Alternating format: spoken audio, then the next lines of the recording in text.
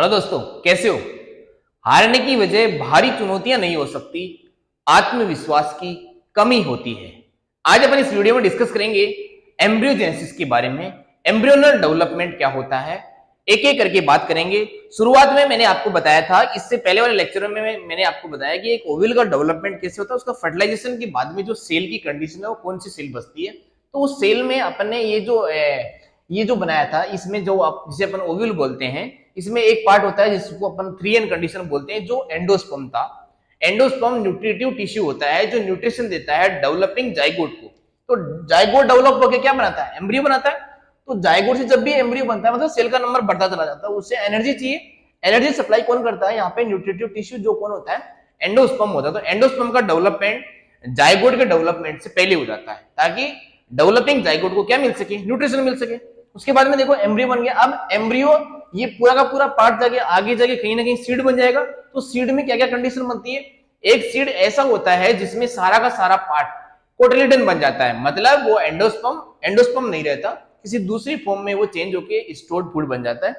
उसे अपन बोलते हैं कि एक ऐसा सीड है जिसमें एंडोस्पर्म नहीं होता है, एब्सेंट होता है एंडोस्पर्म, उसे अपन क्या बोलेंगे, नॉन एंडोस्पर्मस सीड। और ऐसे सीड होते हैं डाइकोट सीड। डाइकोट सीड कौन से होते हैं, जिनमें नेचुरल दो सेपरेशन होता है, मतलब दो कोटलेट। जैसे आपने देखा होगा, चना देखा होगा, और आपने देखा होगा कि ये जो ग्राउंड नट होता है जिसमें दो पार्ट होता है। जितनी भी दालें देखिए, पल्सेज में नेचुरली दो सेपरेशन होता है भाई। जैसे आप किसी भी पल्स को ऐसे प्रेस करेंगे, या फिर आपने भिगा हुआ चना खाया होगा, उसे प्रेस करते हैं तो वो नेचुरली दो पार्ट में सेपरेट हो जाता है।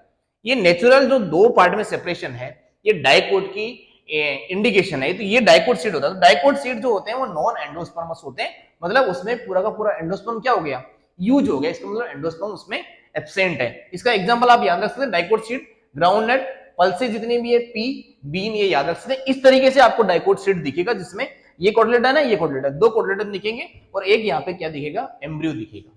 ये डाइकोट सीड होता है। ये बाहर की जो कवरिंग वो सीड कोट से बोल देंगे।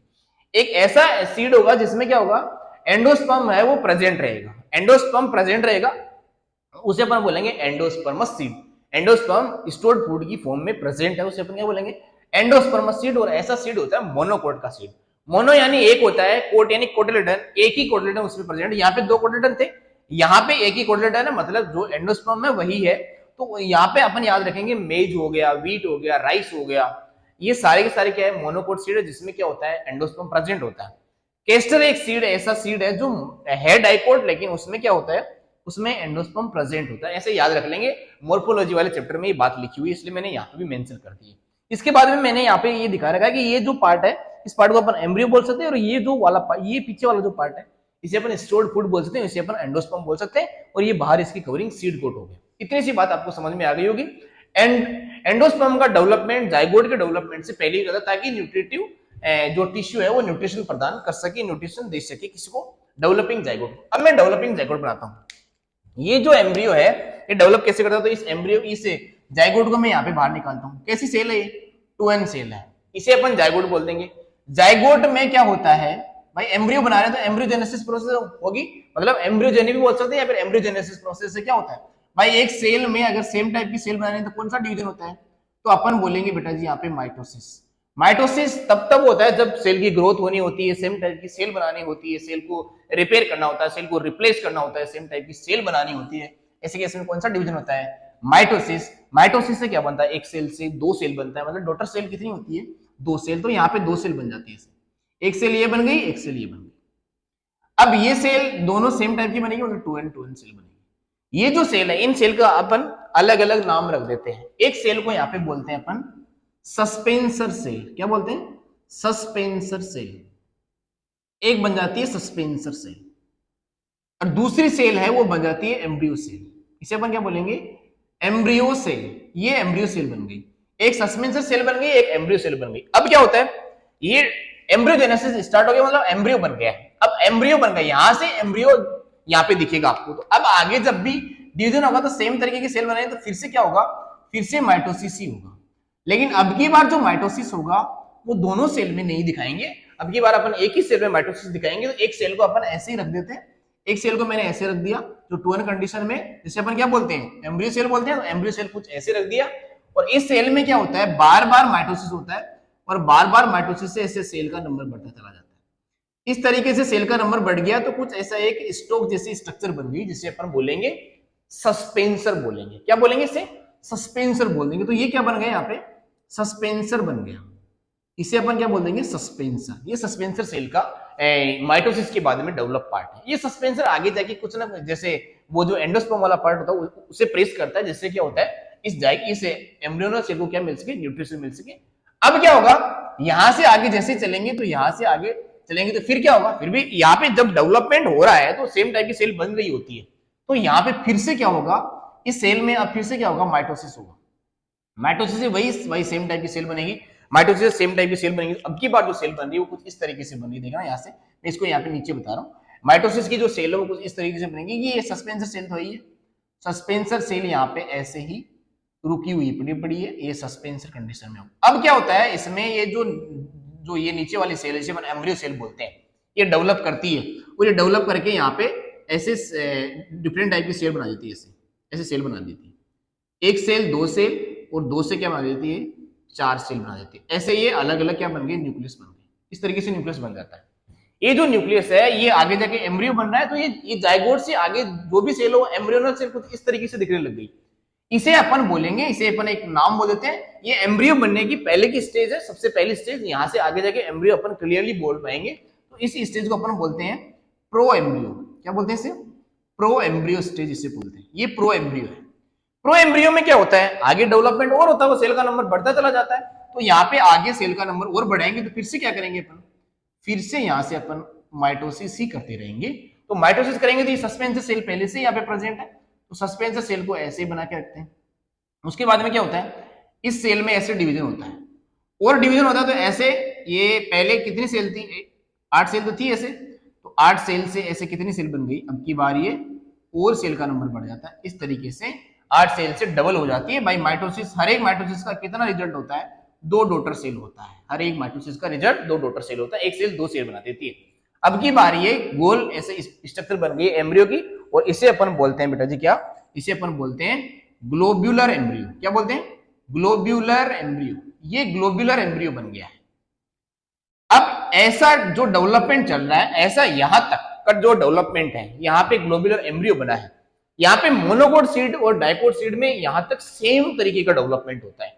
चाहे आगे जाके ये मोनोकोट सीड बनेगा, चाहे ये डाइकोट सीड बनेगा, यहां तक का डेवलपमेंट दोनों में सेम दिखता है। इसलिए अपन यहाँ पे बोल सकते हैं कि during embryogenesis monocot and dicot embryo development similar till globular embryo. तो यहां तक की जो स्टेज है, यहाँ पे मोनोकोट एंड डाइकोट में अपन ऐसे बात याद रख सकते हैं कि मोनोकोट एंड डाइकोट में जो यहां तक का डेवलपमेंट है वो सेम रहता है। डेवलपमेंट कैसा रहता है, यहाँ पे सेम डेवलपमेंट रहता है। सारे कॉन्सेप्ट आप ध्यान से सुनते जाइएगा। डेवलपमेंट कैसा रहता है, सेम। कहां तक, ग्लोबुलर एम्ब्रियो। अब यहाँ पे क्या चेंज होता है कि मोनोकोट बन जाता है और एक सीड डाइकोट बन जाता है। देखो यहाँ की कुछ सेल ज्यादा थोड़ी सी इरिटेट होती है, मतलब स्टिमुलेट होती है, और इस तरीके से इधर ज्यादा सेल डिवीजन होने लग जाता है। मतलब यहाँ वाली सेल ज्यादा एक्टिव होकर फास्ट माइटोसिस करने लग जाती है। तो यहाँ से जब भी ये फास्ट माइटोसिस करेगी तो आगे वाला जो स्ट्रक्चर है वो कुछ इस तरीके से जनरेट हो जाएगा। भाई सस्पेंसर सेल में यहाँ पे फिर से दिखा देता हूँ। सस्पेंसर सेल कुछ मैंने इस तरीके से दिखा दिया। अब की बार क्या हुआ, इन वाले सेल का डेवलपमेंट ज्यादा हो गया, तो ये पीछे वाला पार्ट पीछे रह गया और ये पार्ट कुछ इस तरीके से डेवलप हो गया। इस तरीके से ये सेल का मास ऐसे डेवलप हो गया। अपन इसे ऐसे दिखा भी सकते हैं, भाई कितनी भी सेल दिखा दो इसमें, ऐसे बहुत सारी सेल दिखा देते हैं ऐसे समझने के लिए। ऐसे यहाँ पे बहुत सारी सेल मास अपन दिखा सकते हैं। तो ये सेल माइटोसिस का रिजल्ट है भाई, बहुत सारी सेल बन जाएगी। अब यहाँ तक 16 सेल थी तो यहाँ पे 32 सेल बना देते हैं, ऐसे बहुत सारी सेल बन जाएगी। ऐसे यहाँ पे बहुत सारी सेल बन गई। और अब की बार जो ये स्ट्रक्चर है, ये कुछ स्ट्रक्चर ऐसा दिख रहा है तुम्हें, एक कैसा दिख रहा है, ये हार्ट जैसा दिख रहा है। तो इसे अपन क्या बोलेंगे, हार्ट शेप एम्ब्रियो। ये हार्ट शेप एम्ब्रियो बन गया। इसकी शेप कैसी आ गई है, हार्ट जैसी, इसलिए इसे अपन क्या बोलते हैं, हार्ट शेप एम्ब्रियो इसे अपन बोल देते हैं। क्या यहां तक की बात आपको समझ में आई क्या? इसके आगे की जो बात है वो आगे की बात यहाँ पे देखना। इससे आगे की बात जो है वो इस तरीके से, अब ये दो आपको दिख रहा है, तो ये एक पार्ट यहाँ पे इधर बन गया, एक पार्ट इधर बन गया, 2 पार्ट दिख रहे हैं। मतलब ये वाला जो सेल मास है जो 2 पार्ट में डिवाइड होता दिख रहा है, और ऐसा जो डेवलपमेंट है वो डाइकोट में होता है। ऐसा जो डेवलपमेंट किसमें होता है, डाइकोट। अब मैं यहाँ पे मोनोकोट का भी आपको बता देता हूँ कि मोनोकोट में डेवलपमेंट कैसे होता होगा। मोनोकोट में सेल सेम तरीके से डेवलप करती है, मतलब ये इस तरीके से थोड़ा सा लेंथी बन जाता है।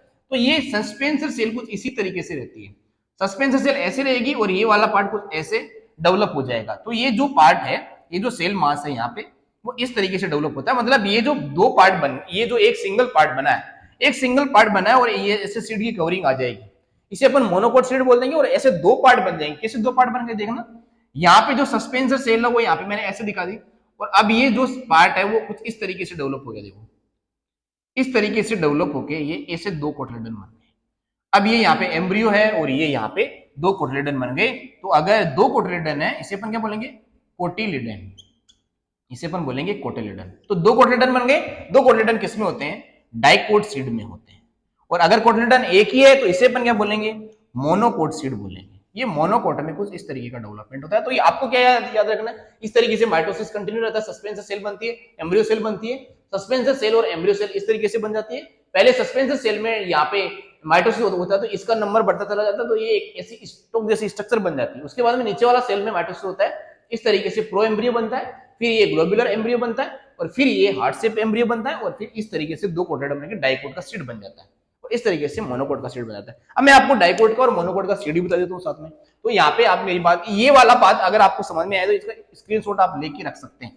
चलो आगे चल के अपन बात करते हैं कि किस तरीके से डाइकोट और मोनोकोट सीड बनता है। तो मैं एक साथ ही बता देता हूँ आपको मोनोकोट और डाइकोट सीड। यहाँ पे मैंने ऐसे क्लियरली बता दिया है, लेकिन फिर भी आपको ऐसे पूरी तरीके से सारी बातें लिख के बता देता हूँ। देखो क्या क्या होता है एक डाइकोट सीड और मोनोकोट सीड। तो मैं एक तरफ लिखता हूँ डाइकोट सीड, एक तरफ लिख देता हूँ मोनोकोट सीड। देखो इधर मैं लिख देता हूँ डाइकोट सीड, यहाँ पे मैंने लिख दिया ये लो डाइकोट सीड, डाई यानी दो, डाइकोट सीड, इस तरीके से मैंने यहाँ पे लिख दिया डाइकोट सीड। और यहाँ पे लिख देता हूं मैं मोनोकोट सीड। तो डाइकोट और मोनोकोट सीड आप ध्यान से देखते जाना, और यहाँ से ध्यान से देख लोगे ना, यहाँ से क्वेश्चन गलत होने की चांसेस बिल्कुल नहीं है, क्योंकि आपसे टोटली एनसीईआरटी बेस्ड क्वेश्चन आते हैं। तो सारी बातें मेरी ध्यान से सुनते जाओ। देखो अपन यहाँ से क्या बोल लेंगे कि इस तरीके से एक मैं एम्ब्रियोनल एक्सिस बनाता हूँ। भाई एम्ब्रियोनल एक्सिस मैंने ऐसे बना दिया, ये एक एम्ब्रियोनल एक्सिस है। मैं खूब सारी खूब ऐसे बड़ी एम्ब्रियोनल एक्सिस बना देता हूँ। ऐसे एक मैं एम्ब्रियो बना रहा हूँ, जिसमें मैंने क्या बनाया, ये एम्ब्रियो बनाया, इसमें एम्ब्रियोनल बहुत सारी सेल है।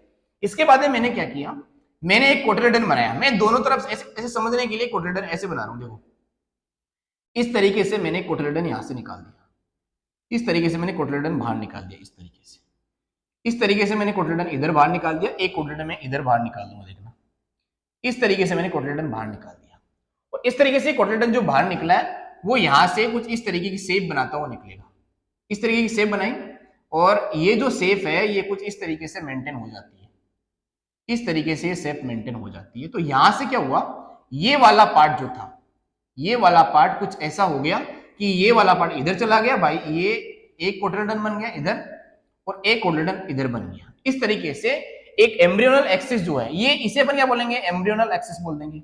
ये दोनों जो पार्ट है वो क्या है, कोटिलिडन बन जाएंगे। तो ये दो कोटिलिडन बन गए, इन्हें अपन क्या बोलेंगे, इन्हें अपन बोलेंगे कोटिलिडन। इसको मैं थोड़ा सा और ऐसे समझने के लिए थोड़ा सा स्पेशल और बना सकता हूं। देखो ये मैंने एम्ब्रियोनल एक्सिस बनाई, इस एम्ब्रियोनल एक्सिस में मैंने ऐसे कोटिलिडन बना दिए, दोनों एक ही साइड बना देता हूँ। इस तरीके से मैंने बीच में प्लेमियल बना दिया, और फिर मैंने ऐसे ही कोटिलिडन इसके ऊपर बना दिया। तो इस तरीके से भी बना सकता हूँ मैं।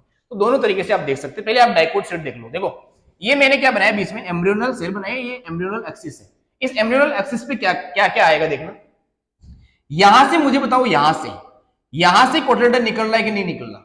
तो इस जगह को अपन क्या बोलेंगे, यहां से कोटिलिडन निकल रहा है, यहां से इस जगह को अपन यहां से बोल देंगे। इस तरीके से मैं यहां से लाइनिंग कर देता हूं, कलर चेंज करता हूं। इसका नाम है यहाँ पे लेवल ऑफ कोटिलिडन, कोटिलिडन इसका नाम है, लेवल ऑफ कोटिलिडन। मतलब यहां से क्या निकलते हैं, ये कोटिलिडन निकलते हैं। एक कोटिलिडन इधर निकल गया, एक कोटिलिडन इधर निकल गया, दो यहाँ पे कोटिलिडन थी, डाइकोट का सीड हो गया। देखो यहां से एक कोटिलिडन ये रहा एक कोटिलिडन, एक दूसरा कोटिलिडन ये रहा, दो कोटिलिडन निकल गए, डाइकोट का सीड है। ये लेवल ऑफ कोटिलिडन हो गया। उसके बाद में देखो लेवल ऑफ कोटिलिडन के ऊपर वाला पार्ट, ऊपर कोई भी चीज प्रेजेंट उसे अपन बोलते हैं एपी।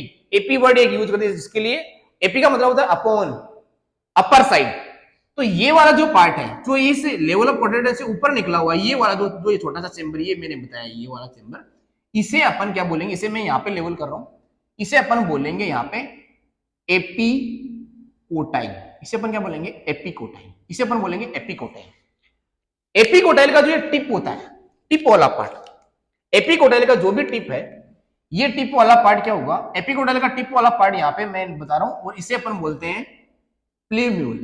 और आगे जाके आपको पता होगा प्लीम्यूल वाले पार्ट से सूट बनता है, इसे सूट बनेगा, यहां से जर्मिनेशन होगा सूट बनेगा। अब यहां से मैंने क्या बोला था, level of cotyledon, level of cotyledon के ऊपर वाला पार्ट एपिकोटाइल, नीचे वाला पार्ट को क्या बोलेंगे अपन, इस वाले पार्ट को अपन, पूरे वाले पार्ट, इस वाले पूरे पार्ट को क्या बोलेंगे, हाइपोकोटाइल। इसे अपन क्या बोलेंगे, हाइपो यानी नीचे होता है ना, हाइपोथैलेमस का नाम सुना होगा, हाइपोथैलेमस, थैलेमस के नीचे वाला पार्ट हाइपोकोटाइल, इसे क्या बोलेंगे, हाइपोकोटाइल। ये हाइपोकोटाइल हो गया।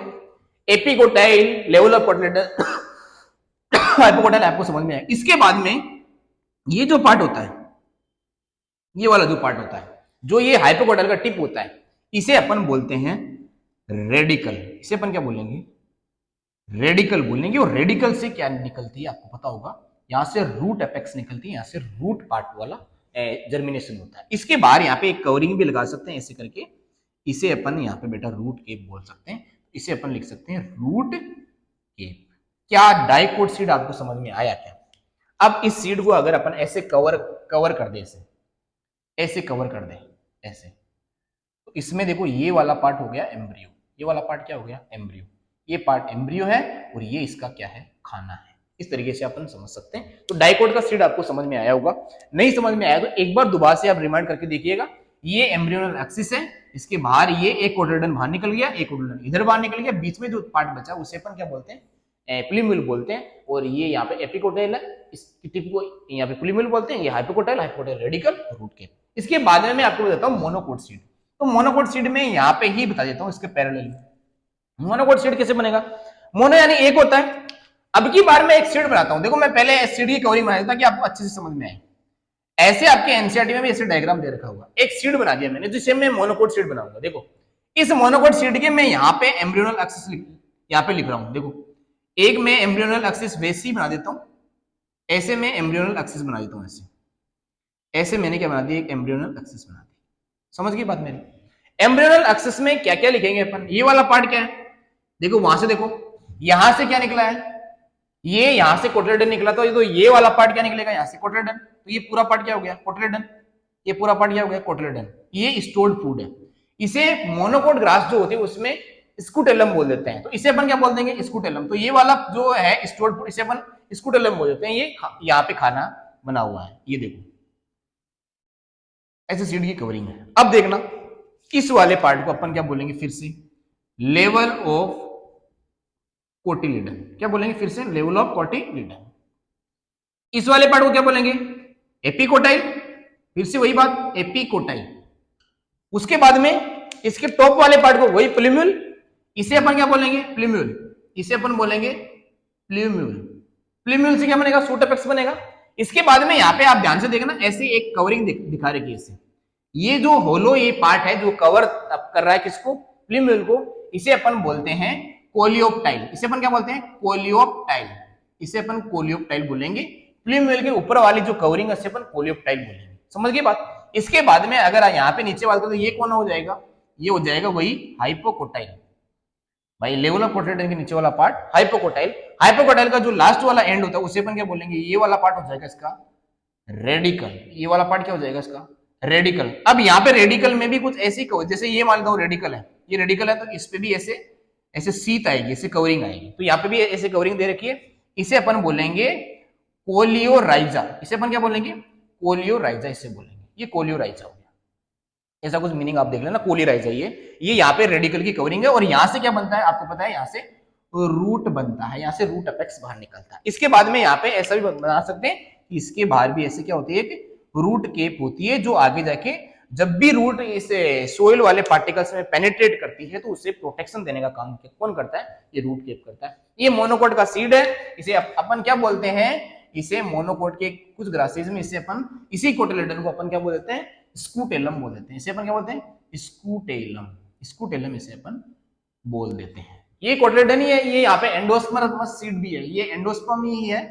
और ये है यहाँ पे एंडोस्पर्म नहीं है, ये यहाँ पे कोटिलेडन बोल देते हैं। ये एंडोस्पर्म का यहाँ पे थोड़ा सा फॉर्मेशन की मतलब ज्यादा डेवलप किया हुआ पार्ट है, कन्वर्ट किया हुआ पार्ट ऐसे बोल सकते हैं। ये कोटिलेडन हो गया, तो ये कोटिलेडन यहाँ पे अपन बना सकते हैं। ये कोटिलेडन ये ना, ये स्टोर्ड फूड है, ये स्टोर्ड फूड है पूरा।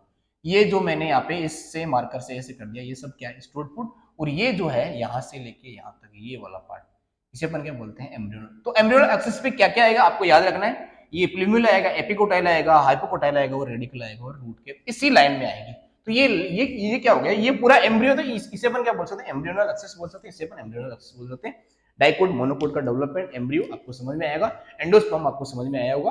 प्रीवियस ईयर के क्वेश्चन सही से लगाते रहिएगा। आगे वाले लेक्चर में अपन डिस्कस करेंगे सीड, फ्रूट और जो छोटे छोटे टॉपिक दे रखे, जैसे अपन यहाँ पे बोल सकते हैं कि जो एपीमिक्सिस क्या होता है, किस तरीके से होता है, अपन छोटे छोटे टॉपिक है, वहां से क्वेश्चन आने के चांसेस रहते हैं। अगले क्लास में डिस्कस करेंगे। Okay, all the best, thank you. किसी भी बात में अगर आपको डाउट है तो आप कमेंट सेक्शन में मेंशन कर सकते हैं, मैं आपको तुरंत रिप्लाई दूंगा। Okay, all the best, thank you.